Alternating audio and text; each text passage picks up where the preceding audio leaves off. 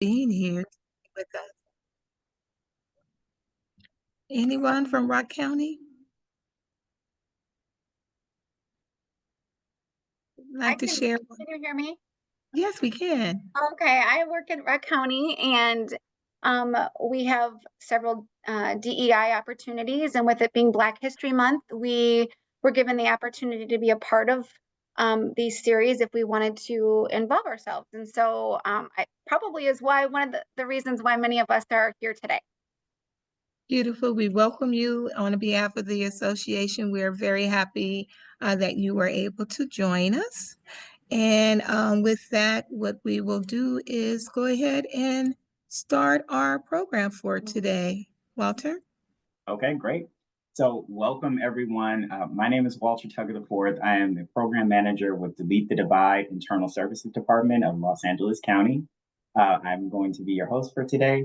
Before we get started, I would like to, of course, introduce to some and present to others our esteemed president, Delora Ellis Gant. Just to say hello and welcome us all in, Delora. Welcome, welcome, welcome again, everyone. So I don't want to take too much time, but I did just want to remind you that Black History Month is a very, very special time that we get together, and every year we adopt a new theme. So Lakea has adopted the national theme of African Americans in labor, and we've added the past, the present, and our future. So there's been a lot of programming that has been taking place. We've hosted these virtual lunch and learns every Wednesday. We had a trip to Allensworth State Park. It's a California state park, about 3 hours away. And it was a very, very great Black History Month celebration because we had folks coming down from Northern California. We went up from Southern California to celebrate that township called Allensworth. Many were not aware that Allensworth, actually, the thought of it started here in Los Angeles. So that is the reason why we made sure that, hey, LA must be there for the Black History Month program. We have a lot of more programming coming up, and we welcome you to attend our gala where we will be honoring our very own Dr. Scorza on the 22nd.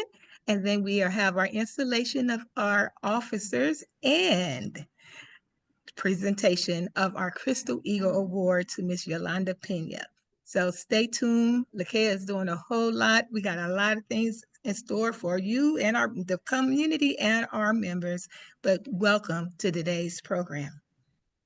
Back in your hands, Walter. Thank you, Madam President. So again, just want to say a resounding happy Black History Month to everyone on the call. We've already kicked it off with our first Lunch and Learn last week, and we're going to continue that series throughout the remainder of the month, just to keep the activity and the energy flowing. So with that being said, we're going to get started today with talking about digital equity and AI. As many of you know, digital equity has been a priority for LA County, specifically through the program I manage, Delete the Divide, through ISD. And you'll be hearing from one of my colleagues as well as one of our own members here from Lakea about AI. So without further ado, I would like to introduce Rebecca F. Kaluma, and I'm going to give you a brief bio about her professional background. So Rebecca is a passionate, equity-minded digital equity and inclusion leader. In July 2023, she was appointed to the first ever Director of Digital Equity role for the County of Los Angeles. In this inaugural role, she ensures that low-income communities and communities of color across the greater Los Angeles region have equitable access to the use of digital inclusion opportunities, resources, and community power that they need to thrive in democracy, society, and 21st century economy. Rebecca strives to uplift and empower communities most in need through racial equity centered, equitable, inclusive, and culturally relevant programs, practices, policies, and systems change efforts. Rebecca previously served as the first digital equity and inclusion officer for the city of Long Beach, where she launched and led the city's digital inclusion initiative for 5 years. In that role, she developed more than $2.7 million in federal digital equity grant funding in collaboration with 11 community partners and organizations. This included administering free internet connectivity services, technology, devices, digital literacy training, and digital inclusion and navigation services for Long Beach residents, businesses, and nonprofits most impacted by the digital divide during the COVID-19 pandemic. Additionally, Rebecca spearheaded the co-development for the first digital inclusion roadmap, Digital Equity Strategic Plan, in collaboration with Long Beach Digital Inclusion Stakeholder Committee and more than 170 Long Beach community members. Rebecca received the 2020 National Charles Minton Digital Equity Champion Award. This national award recognizes outstanding individuals nationwide who have significantly impacted the advancement of digital equity and inclusion and addressing the digital divide. In 2020, she was selected as the New Leaders Council Fellow. The New Leaders Council, also known as NLC Institute, is a highly selective national place-based leadership training program that equips leaders with the skills to drive equity and systems level change efforts in their communities. Rebecca has a master's degree in public administration from the American University of Public Affairs. She also received her bachelor's in science in health administration from California State University, Northridge. So without further ado, Rebecca, take it away. Thank you so much, Walter. I always feel like it's awkward. I don't know what face to make when someone's reading my bio. I don't know whether to smile or not to smile, but thank you so much for those welcome remarks. And just to go ahead and kick us off so that way you guys know a little bit about me. As Walter mentioned, I am the first ever Director of Digital Equity for the County of Los Angeles, and I've been in this role for about a month and a half. And about me, I was born and raised in San Diego County and grew up in Escondido, California. And I am Ugandan American. I'm also Nigerian through marriage. So for me, really focusing on anything related to equity is very much near and dear to my heart just because of how I was raised and how I grew up. So I'm excited to share a little bit more about what's happening here in Los Angeles County and how you guys could also get involved as well.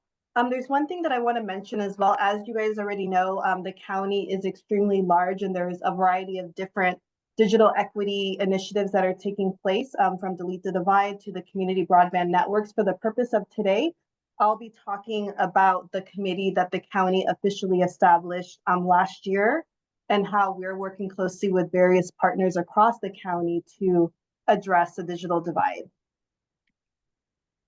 All right, so just to make sure that we're all coming from the same point of understanding, I always like to share definitions and key shared language.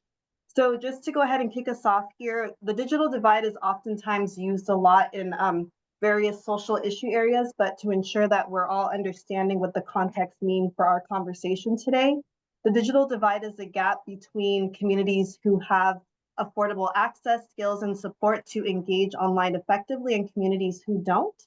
And when we're looking at digital equity, I always like to look at it from an outcome standpoint. So what is our overall vision and goal for how we see Los Angeles County once we've been able to address the digital divide? And digital equity means everyone has the information technology capacity needed for full participation in society, democracy, and the 21st century economy. And last but not least, when we're looking at digital inclusion, those are those key activities that we need to do to ultimately advance digital equity. So the best way for us to look at it is digital divide is the issue. So that is what we're clearly trying to address. And when we're looking at digital equity, we're seeing that as the goal. So that is what we're striving for. And then digital inclusion is ultimately the work. And those are those key activities that we need to implement in partnership with community as well as community-based organizations to be able to address the digital divide. So I wanted to go ahead and provide some context here on what the digital divide looks like in Los Angeles County. And I know because many of you guys are here, work for Los Angeles County, perhaps already are familiar with this data, but for those that aren't familiar, I think this context would be helpful. So we are obviously the most populous county in the nation. And when we're looking at digital equity data, we're looking at 3.3 million households. We're also understanding that we have about 9.6 million individuals that reside in our county. And when we're looking at income, we have about total per capita income is about $44K. And when we're looking at who is experiencing the digital divide here in Los Angeles County, I want to start off by saying that it's always important for us to look at the larger number. And I'm also happy to report that the numbers here have actually decreased as well. So I do want to provide a shout out to Delete the Divide as well as our other partners as well, because all of those partners that are on the ground doing the work is ensuring that the digital divide is being addressed. So we are experiencing a digital divide. So for context, we have about 278,000 households that do not have an internet subscription. We have about 132,000 households that do not have a computer device in their household. And then we have about 44,000 Black households without an internet subscription and 25,000 households without computer devices. And this is very important for us to understand because we need to also shine a light on the inequities that exist with the digital divide. So when we're looking at this data and we're disaggregating it by race, by income, by educational attainment, we'll be able to see that oftentimes our Black and Brown communities are most likely disproportionately impacted by the digital divide. We'll also see that those that are lower income are impacted by the digital divide.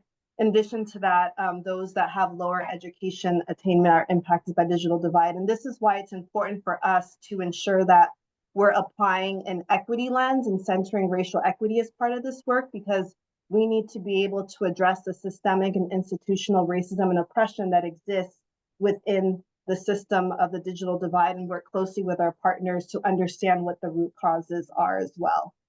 So what does it look like to advance digital equity? So there are a variety of different focus areas here.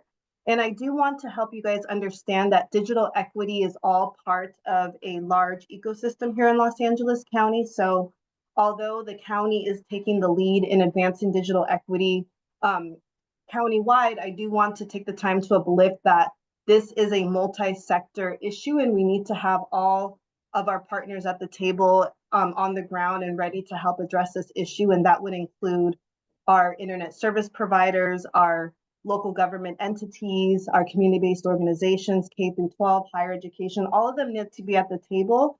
And we ultimately need to make sure that we're addressing the digital divide by uplifting every single one of these key aspects here. Oftentimes when people think about digital equity, they often only think about broadband, and that is the #1 focus area that I think gets the most attention. And it is an important issue. However, if you only have access and use of broadband, but you don't have a computer, then you are still impacted by the digital divide. If you have equitable access to broadband internet services and a computer, but you don't know how to use it, you're still impacted by the digital divide. So it's important for us to make sure that as we're striving for advancing digital equity, that every single one of these key elements are here. And I'll just go ahead and touch upon them just so you guys can have context. So obviously broadband internet services is key. So making sure that we're providing free and affordable broadband in areas that have been impacted by digital redlining. In addition to that, making sure that we're providing internet enabled computer devices. And we've found that many residents have different needs when it comes to a computer. So perhaps one family may prefer utilizing a tablet and another one may prefer utilizing a desktop. So we need to make sure that the computers that are being allocated into the community meet the needs of the community. Third, here we have digital literacy and skills training. So this is making sure that we're providing community members with the tools and the skills to be able to utilize both the internet and their computers. And the one thing that I want to highlight when we're looking at digital skills training is first and foremost, making sure that we're providing it in multiple languages. As most of you guys already know, Los Angeles County is extremely diverse and we have a variety of threshold languages. So making sure that we're providing that training in a way that communities are able to receive it is key. In addition to that, we also need to have hardware and software technical support. So just like how many of us have issues with our work laptops or computers, that also comes up in community. So making sure that we're partnering with organizations that can provide that resource. And in conjunction with digital literacy skills, we also need to have digital navigation support. And digital navigation is one of my favorite focus areas because it allows us to work closely with trusted organizations and also trusted leaders to be able to provide that support. And that's something that Delete the Divide does very well, is where they work closely with various organizations to be able to hire members from the community that can provide that technical support. Second, here we have workforce development services. So making sure that we're equipping all of our community members with tech-related jobs. And last but not least, making sure that we're also able to provide equitable access and use of online apps and content. And this is all part of the ecosystem, as I was mentioning before. So in order for Los Angeles County and any other city, county, state to have a robust, healthy, and sustainable digital equity ecosystem, every single one of these elements need to be a part of it. And if you're missing one of them, then your ecosystem for digital equity is not considered healthy. So I do want to emphasize the fact that, again, that in some cases, some groups may focus on one area more than the other, but it's important that we have all of them as part of our work. So what am I doing to be able to address the digital divide here in Los Angeles County? So as I mentioned, for the purpose of this presentation, I will be talking about our committee. So we have established an intergovernmental broadband coordinating committee, and this is part of an official board motion that came forth by the County Board of Supervisors all the way back in September of 2022. And that's how my position as the county's first director of digital equity was officially established. And the purpose of this committee is to ensure that we are having a regional collective body as well as a standing committee of multidisciplinary stakeholder organizations where we can collaborate to pursue, secure, and implement federal and state grant funding. And I want to mention the fact that in the field of digital equity, we are living through a historic time where we have seen a significant amount of investment from the previous presidential administration, so Biden and Harris, where they invested in as part of the Digital Equity Act and are allocating funding to be able to address the digital divide all across the United States. And that is the precise funding that we're looking at here in Los Angeles County. And we understand that it is our responsibility as the county to ensure that we're working closely with a variety of different multi-sector and cross-sector organizations to bring that funding here to Los Angeles County. And ultimately, through the IBCC, that's what the committee is known for short, is we want to make sure that we have a united regional voice and a shared responsibility to advance digital equity. So really making sure that we're equipping all of our cities and all of our partners with key information, such as how do you apply for this funding? How do you get additional information regarding digital equity? How do you create virtual spaces for our different partners to work together to be able to foster relationships that will also help support with advancing digital equity and inclusion. So that's what we're providing all as part of the committee. And I want to just elevate this guiding question. For me, as I was starting with this role, I very much am a visionary person. So I always like to see what is our end goal and how can we visualize digital equity through collective impact, as well as through our partnerships that we're having with our various stakeholders, and what does that look like in practice? So here is the guiding question that we share at every single IBCC meeting.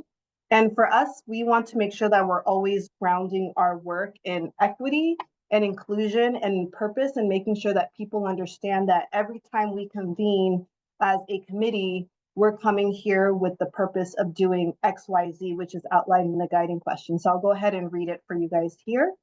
How can we collaborate across sectors and with the community to build a diverse, equity-driven, and inclusive committee that ensures all Los Angeles County residents have equitable access to and use of affordable quality broadband internet infrastructure and services, internet-enabled devices, digital skills training, digital navigation support to reach their highest potential and thrive in day-to-day activities. Before I move it on to the next slide, I just want to go ahead and highlight a couple of words in here just to show our intentionality with what we're trying to do here. So it is our job as the IBCC, obviously, to work with cross-sector organizations, but I also want to underscore the importance of community. I personally believe that you need to have community members included in decision-making processes, and they need to have voice and ownership in the work that we're doing to solve any type of social issue, including addressing the digital divide. So as we're doing this work, we need to have community members that are co-strategizing with us that will help us implement community-centered solutions. So one of the things that we're doing, and we recently just launched our recruitment process literally today, is we're recruiting digital equity community ambassadors to join this committee. And one of the things that we're doing that we want to make sure that we're being very intentional and equitable is we're providing them with gift cards for every single meeting that they participate in. So making sure that we have people that are from the community that have those lived experiences that can ultimately participate in this process is key for us. In addition to that, we also want to make sure that everything that we're doing is equity driven and inclusive. So for me, as I mentioned, equity is very much important to me. So with all of the work that we're doing, we're applying an equity lens and making sure that we have that understanding that the work that we're doing will also be done as an outcome, but also as a process, in a sense that what are those key steps that we're doing to be inclusive and intentional as we're addressing the digital divide. And last but not least, I also want to underscore day-to-day activities. People oftentimes forget how often we utilize the internet and the computer in our day-to-day activities, and that is our ultimate goal, is to ensure that every single resident in Los Angeles County can complete their day-to-day activities. So whether it's them being able to shop online, being able to complete a homework assignment, being able to talk to their doctor, being able to communicate with a loved one in another country. We want to empower community to ensure that they're able to do those day-to-day activities, and them not having equitable access to the internet, to computers, to training and support, that shouldn't hinder them from being able to achieve their goals. And in terms of the strategies that we're implementing here with the committee, first and foremost, we are collaborating on funding opportunities, and I'll talk about one of the funding opportunities that we just recently submitted. In addition to that, we want to make sure that we're coordinating regionally. So we have a lot of great organizations and cities that are already doing digital equity work. So how are we mapping them all out to ensure that we have coordinated efforts countywide? One big one that I also want to uplift, that I'm sure many of us are used to just within the work that we're doing here in the county, is administrative burdens. So a lot of our cities and organizations, especially our smaller cities, have indicated to me that doing any type of additional work does cause an administrative burden. So my role is to ensure that we're addressing those issues and making sure that we're providing support, so that way they have organizational capacity to do this work. And we do that by providing technical assistance. So I'm just going to quickly run through what our various activities look like within our committee. So as I mentioned, we have a variety of different ways that our organizations and communities can get involved. So one of them is through our general membership meetings. So these are collaborative virtual spaces where various stakeholder organizations can receive training on a digital equity related topic. So for example, last month we had Walter present about digital inclusion navigation. This month we're going to be talking about digital inclusion asset mapping, which is also a key component of the work that we're doing. And our goal through our general membership meetings is to ensure that we're providing our IBCC member organizations with tangible skills to be able to do the work that comes along with advancing digital equity. So when they're participating, they should be able to know if they wanted to convene their stakeholders within their respective cities and communities, they would be able to do asset mapping or start their own digital navigation program or do their own community outreach and engagement. So that is the purpose of that through our IBCC general membership meetings, is capacity building and training. One of our other key focus areas is our steering committee meetings, and they're focused on strategic planning and leadership. So what we have done is we have nominated and ultimately voted on a variety of IBCC working group chairs that are serving in our steering committee. And their role is to ensure that they're providing strategic guidance, leadership, and oversight over the IBCC. And we'll be embarking on this journey officially next month. So their role is to ultimately co-create the IBCC strategic planning framework. So that would include the vision statement, guiding principles, goals, and objectives. And one of the things that we're also doing, as I mentioned, is community members need to be at the table here, is we'll be recruiting our digital equity community ambassadors to also play a role and have a seat at the table to also shape the IBCC strategic planning process and be in leadership as well. And last but not least, we have our IBCC working groups. And these are also very intentional as well. We understand that the county is extremely large, and having any type of in-person meeting oftentimes can be challenging, especially if you have stakeholders that are all the way in the Antelope Valley or stakeholders that are in Pomona, San Fernando Valley. So we thought it was best for us to establish working groups based on geographic area. And so what we did is we established different working groups where these groups can then convene and work on particular projects that would help them apply for funding. So for example, we were convening various working groups late last year in preparation for a funding opportunity, which I'll be sharing on the next slide. So in terms of some of our short-term accomplishments and wins, I would say our biggest accomplishment was recruiting more than 60 stakeholder organizations to join the IBCC in a 9-month time frame. So I had to work very quickly because we knew that the funding opportunity for digital equity was going to be released soon. So that is something that I'm very grateful for, and I do see it as a blessing because having different organizations that have never done digital equity, and some have, but not all of them, joining in this collective effort was definitely very rewarding. And I'm just going to go ahead and highlight one more accomplishment, and then I'll go ahead and close, and then we can ask any additional questions that you guys may have at the end of the presentation. Is we were able to ultimately mobilize 37 IBCC member organizations. And one of the key things that we did was submit a $25.6 million countywide grant application to the federal government, which would allow us to deploy digital equity activities all throughout the county. So we're still waiting to hear back on that funding opportunity. And as you can imagine, with the state of affairs politically, there is some concerns with that particular funding with recent executive orders and how this funding relates to equity, but we're still being very hopeful, and we're just so excited that we can have this amount of funding, historic amount of funding coming to Los Angeles County, and being able to elevate the existing efforts that our partners are doing and also deploying new digital equity activities. So that is the IBCC in a nutshell. And as I mentioned, the county has other digital equity programs and initiatives as well. So happy to answer any questions you guys may have, and I'm providing my contact information here as well. Thank you very much, and I'll turn it back over to Walter or Delora. Thank you so much, Rebecca. That was a great high-level overview of what you do and what you contribute to the county. We appreciate your efforts managing and collaborating with all of those stakeholders, not just countywide, but also regionally, is a huge undertaking. So we appreciate all of your efforts and your time for sharing what you've been doing to help the county with the advancement of digital equity thus far. So thank you again. Now with that, and we do have a question in the chat, Walter, excuse me. Sure. We have a question, and the question is, what is the role of a digital equity community ambassador?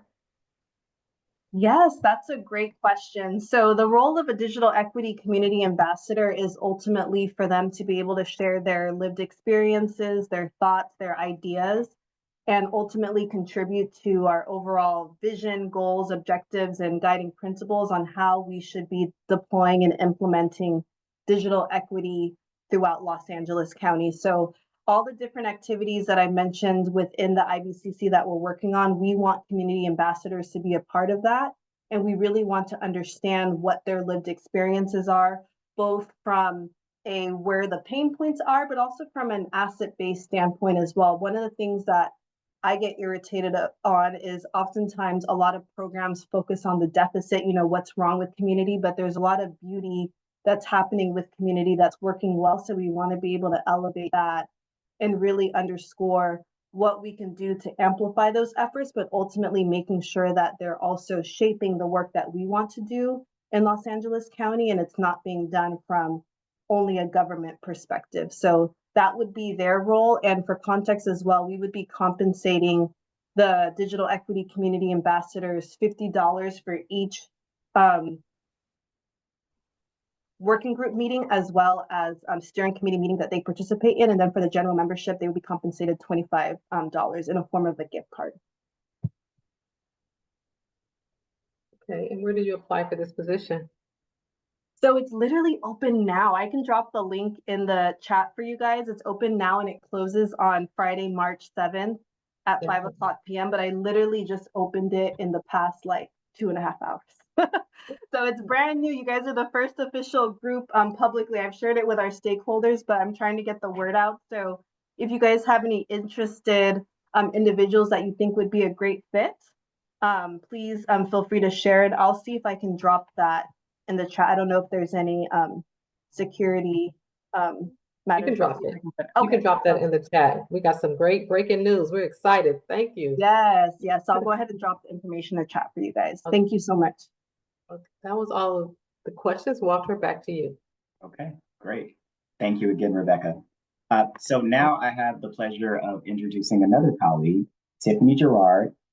Tiffany is going to speak to us today about AI and particularly how it's impacting the workforce as it changes in this digital age. So Tiffany is affectionately known as the AI Chick, and she is a dynamic AI consultant, educator, and innovator with the passion for making artificial intelligence accessible and impactful. With over 25 years of experience in training and development, including in leadership roles for the County of Los Angeles, Tiffany has empowered professionals and organizations through innovative programs and practical solutions. As the founder of AI Amazing or Amazing Business Solutions and lead AI trainer with My Tech Academy, Tiffany has guided hundreds of small businesses and nonprofits to embrace AI confidentially. Her workshops have influenced organizations like Sacramento Black Chamber of Commerce and the Los Angeles County Public Libraries. A participant once shared, Tiffany's energy is amazing. The way she explains AI gives me a clear understanding of this new technology. Tiffany holds certifications from the International Association of Artificial Intelligence Consultants, Google, Vanderbilt University, etc. She uses these certifications to ensure that her expertise is both credible and cutting edge. She specializes in integrating AI tools strategically to boost productivity, inspire innovation, and foster inclusivity. Beyond consulting, she leads the AI Experience 50 Plus and Beyond, which is a vibrant community introducing elder adults to transformative possibilities of technology. Tiffany is here to guide you on your AI journey and making technology empowering and accessible for all. So without further ado, Tiffany. Thank you. Thank you, everybody, for being here. Let me start by sharing my screen. Let's see. So it should be.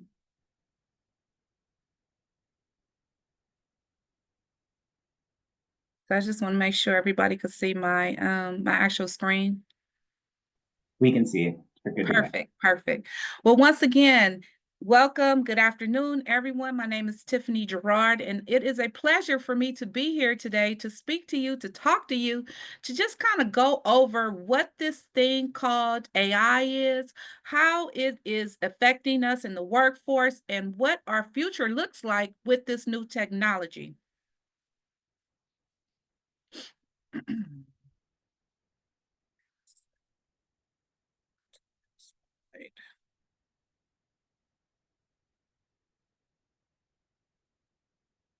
So by 2030, $15.7 trillion will be contributed to the economy in regards to artificial intelligence. So what exactly does that mean for us?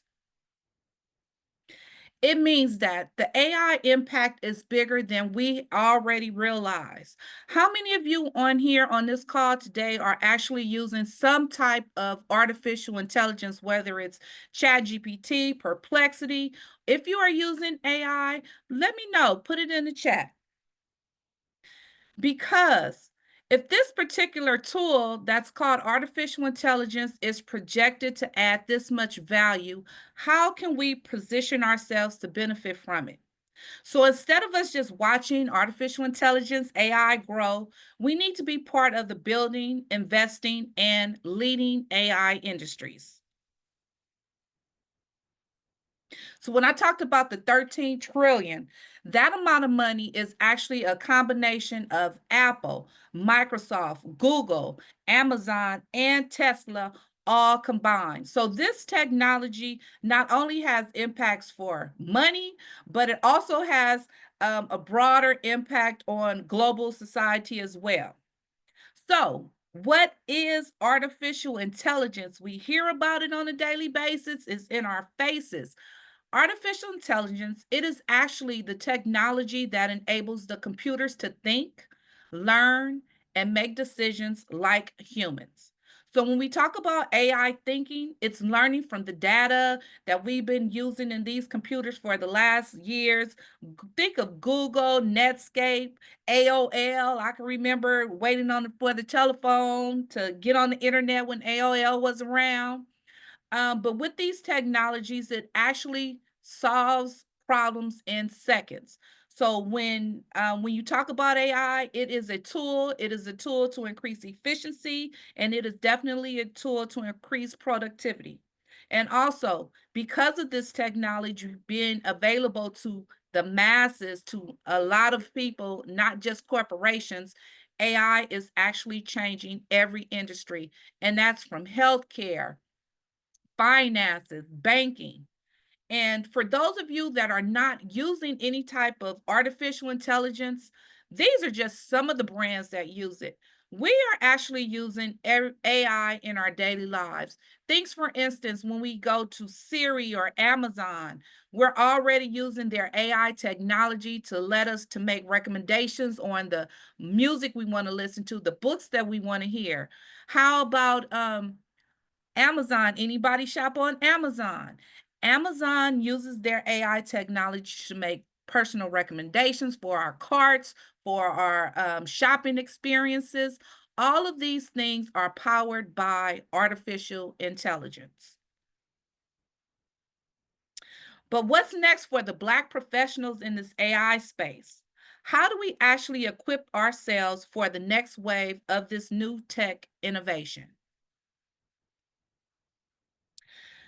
Understand, the US will have 1.4 million unfulfilled computing jobs by 2026, and only 7% of these jobs are being held by Black professionals. We, as an us, need to ensure that artificial intelligence is being built by us and for us. And what do I mean by that? There are 3 different biases that I'm going to talk about in AI. We're going to talk about the lack of access to artificial intelligence, underrepresentations, and of course the biases. So when we talk about the biases, these are the AI systems that are trained on the data. But what about if the data is biased? Then guess what? The AI is biased too.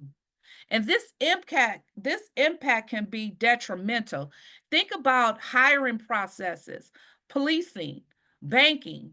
Imagine, there was an article I read about, I believe it was Amazon hiring practices. Whoever programmed their systems, anything that had women in it, it went to the round foul, as we should call. So when you start talking about these AI systems and being biases in AI, it is the people behind the programming of these systems that are allowing these things to happen. So what can we do? We need to hire more diverse AI teams, train our AI systems on fair data, and make and ensure that these AI decision makings are transparent. So who builds these AI systems? Understand, we are definitely underrepresented.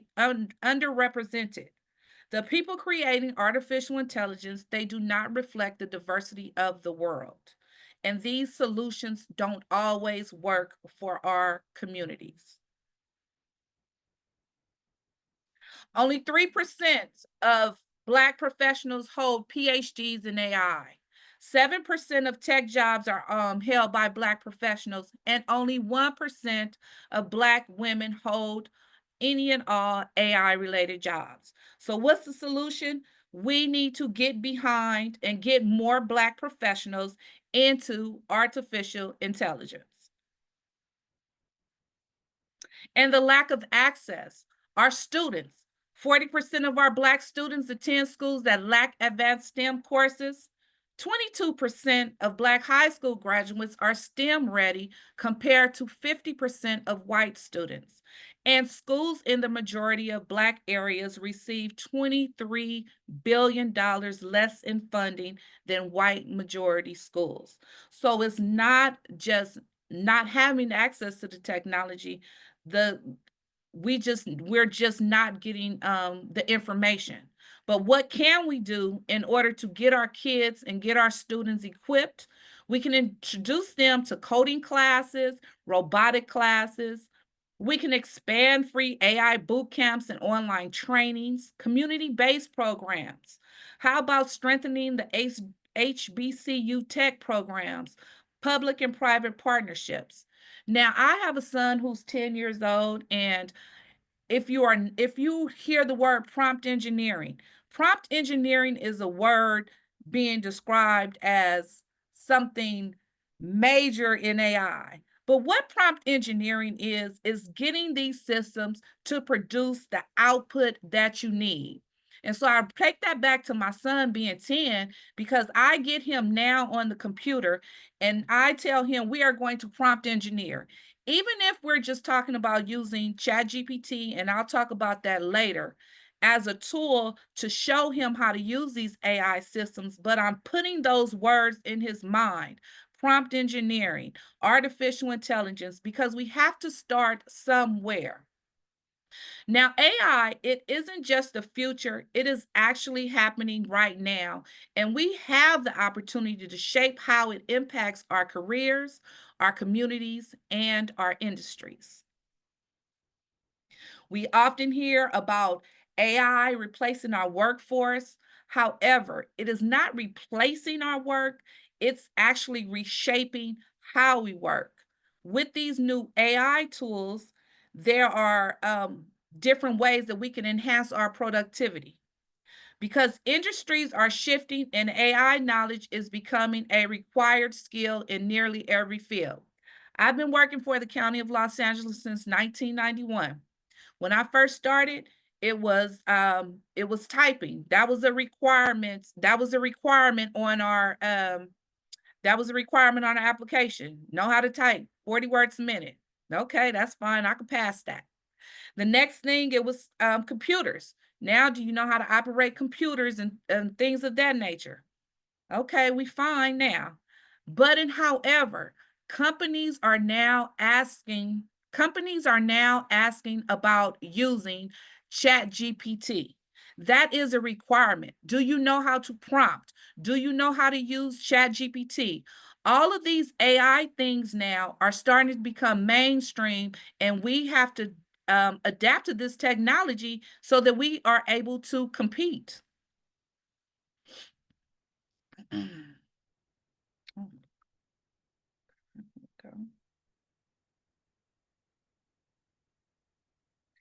So the impact by 2027, there are going to be 97 million new artificial intelligence jobs. Are we really preparing ourselves for these opportunities? What are we doing now in order to prepare ourselves for the next 2 to 3 years? AI is revolutionizing our workplace development by enhancing productivity, streamlining our processes, and creating a more dynamic workforces. Organizations, they are now leveraging AI. How are they doing this? They're doing this to improve the training efficiency. They're using AI in the effort to collaborate, and also for employee well-being. So when we talk about what you can do with these AI systems in government, in our workforce, you can use artificial intelligence to recommend training programs based on employee skills and career goals. I know for me, a lot of times, it's the overall training in our department. You get an employee in, 6 months later, they're going to another section. It takes a lot of time to train an employee in order for them to learn what we need them to learn. So with these AI systems now, you can actually tailorize programming, tailorize training programs specific to what these employees need. So we may not need to send them to an 8-hour course on customer service when we can just tailor them into specifics. How do you deal with this one particular item or this one particular task? You also can use AI for virtual coaching and AI platforms, they offer short interactive training sessions that employees can access anytime. So now you can have, like I say, you can use AI in order to curtail your training programs and be specific learning paths for your employees. Some other things that we can do in AI: automate repetitive tasks. Put in a chat if there was one thing that you do on a daily basis that you would want AI, a virtual assistant to handle for you, put it in the chat, because artificial intelligence is now in the way that they can handle these repetitive tasks. Emails, calendars, um, all of these things that we have to do on a daily basis, you can definitely use AI for it.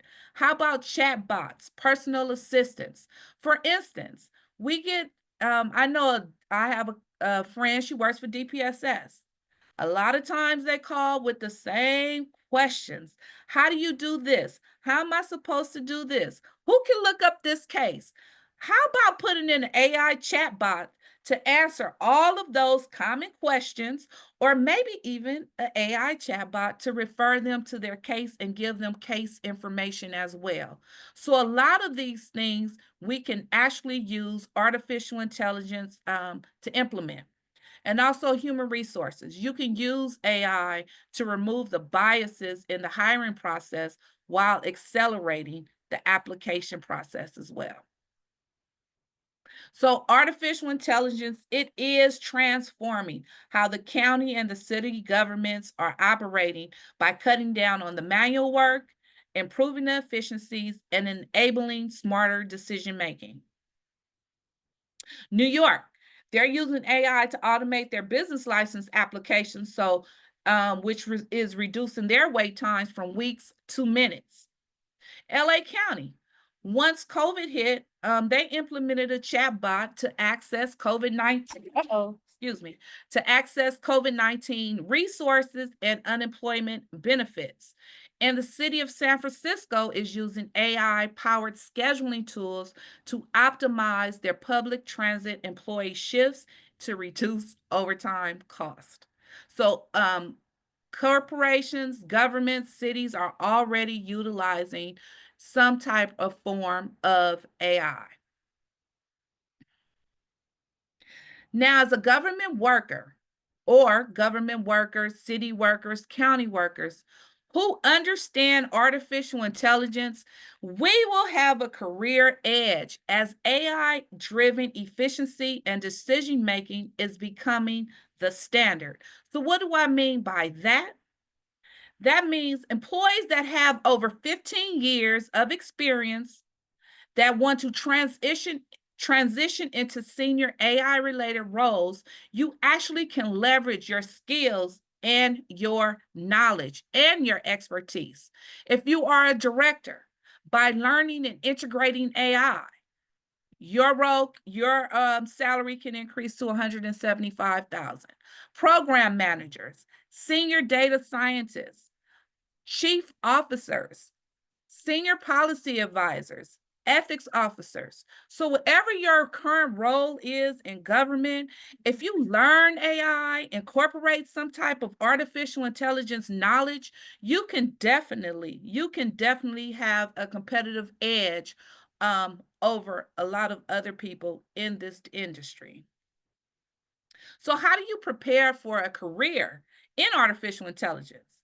Well, you do some things like this. You use some platforms like Coursera, Google, Microsoft. There are actually companies in Los Angeles, such as MyTech Academy, who teaches AI courses. You join and you network with other communities like Black in LA, Black in AI, Afrotech, and there's a million more. And not only that, you want to start using some of these AI tools, whether it is in your business or your public service or in your side hustles as well. So that's how you prepare. You learn some AI tools, you network and talk to people that are in the AI space, and then you also use these tools in order to gain an advantage. Now, here are some of the certifications that you can get All of these certifications right now are free. So I strongly suggest you guys take a picture of it, come back, but we definitely need to get into either the front end of artificial intelligence, the back end of it. If you are a trainer, you can get certified as a trainer in artificial intelligence. So all of these things, cybersecurity, and the County of LA, they also have a lot of great resources as well when it comes to getting these certifications and how to navigate in this digital world.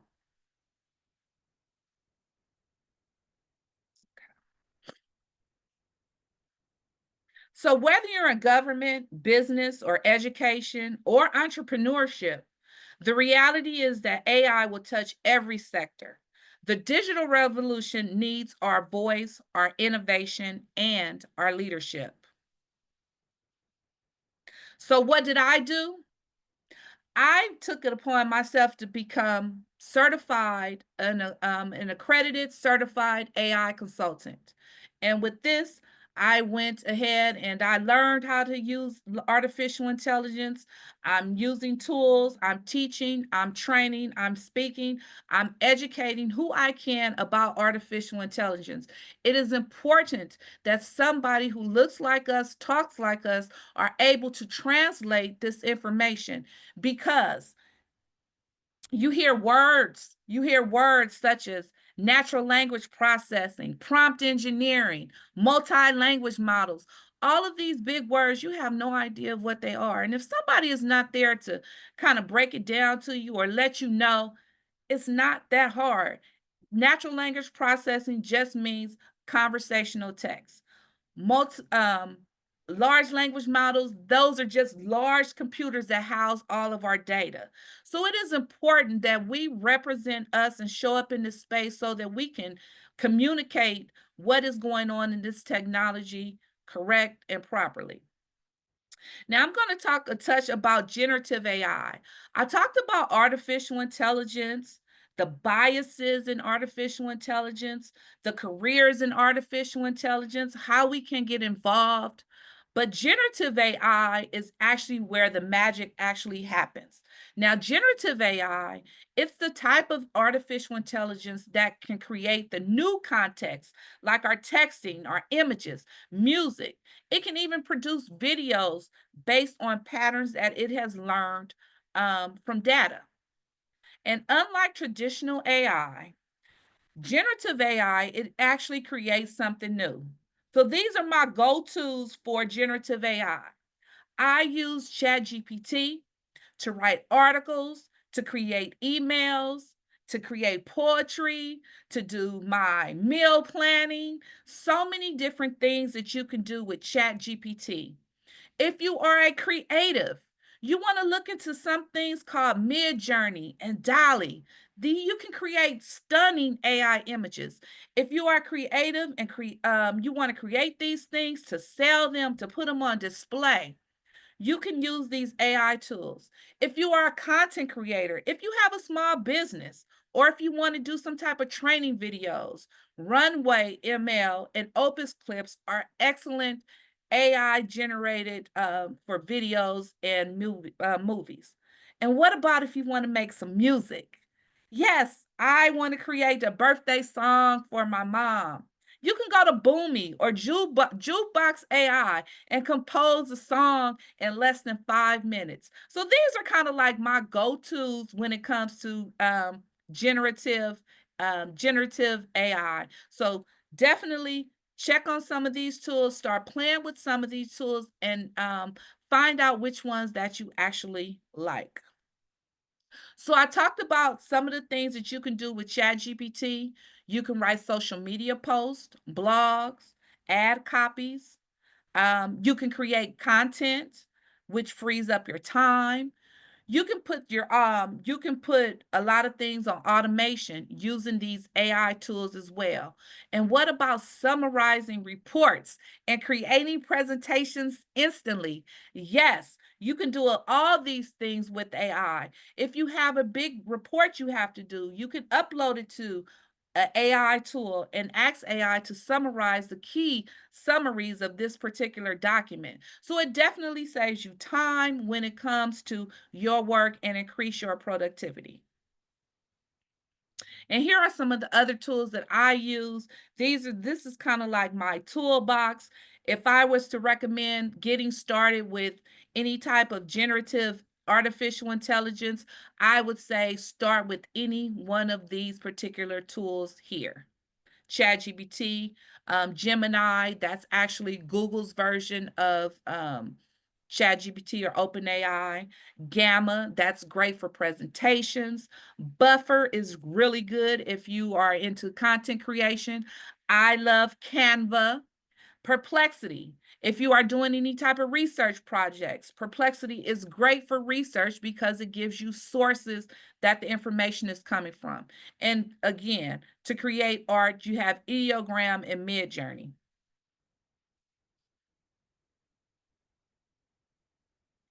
So I took you on a little, adventure into artificial intelligence, and this technology is so broad that I would love to spend some more time in explaining what it has, how it can work, how you can make it work for you. But I do have an introduction to AI class in which we go over ChatGPT and all of the various things that you can do in ChatGPT on next Wednesday, which is February the 19th, 2025. I want to let everybody know that this technology is here. It's not going anywhere. We definitely have to be on the forefront. Will we be the ones shaping AI, or will we let others decide its impact on us? Now is actually the time to position ourselves as innovators, decision makers, and trailblazers. Because if we don't, others will define our future and the future for us. But if we take action now, we can actually shape our own future because it is happening. So I just ask you, are you actually in? Are you ready for this AI revolution? Here are my contacts. You can reach me on LinkedIn, Facebook, and also through MyTech Academy to start your AI journey. And I want to thank you. From the AI chick. Let me go into the comments, and if it's okay, if I could ask a question in the comments, and if you have any questions, put in the comments. I know we're kind of short on time, but I do want to address the issue. So it says, for someone who is completely new to AI, where do we start with your education? What is step one for making yourself an AI professional? This was wonderful. Well, I think in one of my slides, I list three things that we could actually start doing when it comes to getting involved with AI. You can do three things. You can go on YouTube. You can learn it by going to YouTube. You can go to Coursera, Google AI, or like I said, there's a company here in Los Angeles called MyTech Academy, which is founded by a Black woman who teaches artificial intelligence as well. That's actually where I teach artificial intelligence through her actual through that platform. So you just definitely need to, what I say, get started. You need to look on Google, do YouTube universities, take some AI classes, and reach out to people such as myself that have this type of AI knowledge so we could direct you and point you where you can go. Thank you. So thank you so much, Tiffany. And I thank you all for staying on with us. We have one more important thing to do before we let you go. We are running about 5 minutes or over. So if you can hang on tight for us for a little bit. Tina, our Thank you. county LaKea service star. Thank you. This year's theme is African American labor, and LaKea, we thought we would spotlight our African American employees who has labored for 40 plus years. So this week, we will be recognizing Janine Durr Daniel. Janine Durdaniel has worked for LA County for 46.5 years. That deserves a round of applause right there. 46.5 years. She started on a temporary assignment as a clerk recurrent at the Hall of Administration in 1978. She then joined the Treasurer Tax Collector Court Trustee as an intermediate clerk housed inside the Hall of Records, which was downtown Los Angeles. After some time at Treasurer Tax Collector Court Trustee, they moved to the City of Commerce, and then they ended up contracting out the job to Lockheed. But that didn't deter Janine. She then joined Health Services, and she is currently working as a senior clerk supervising clerical at the Child Support Services Department. I now introduce you to Janine Durdaniel with 46.5 years of county service. And I am going to ask Janine one quick question that can help maybe some of our newer county employees. What is one key piece of advice you would give to new employees to help them succeed and build a lasting career with the County of Los Angeles? Janine, you're on mute, but come on off.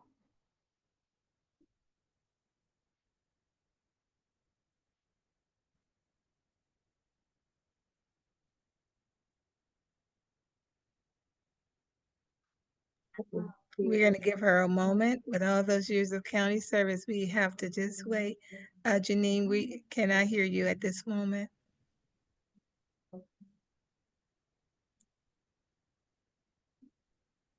The mic is muted.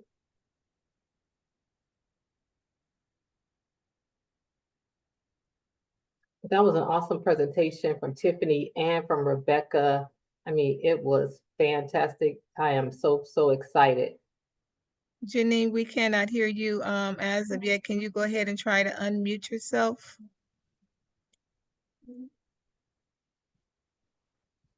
Really want to hear what you have to say. We just give you some Can't moments. hear you. Can you try again? Might be her microphone. Someone is telling us how to add her back. Like she's off mute, but I still can't. Yeah, she's off mute. Janine, can you try one more time? Say hello. Now Maybe. she's Muted her again.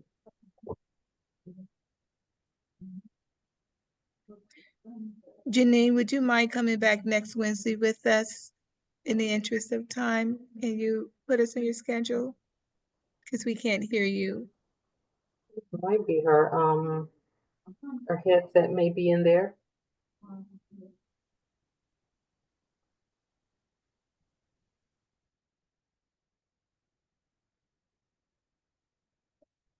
Let's give her a couple of more moments. We do understand and appreciate all the help in the chats regarding how to get her on. We really want to hear what she has to say. But in the time and for the moment, if you please, could just put a couple of comments as to what did you think about today's presentation, and will you be joining us next week? Add that to the chat. Janine? You just have to wait. But Janine, I will tell you this, that Janine currently works for Child Support Services Department in the City of Commerce. She Yeah, is a clerical supervisor. So hopefully she can come back next week. She doesn't come back today.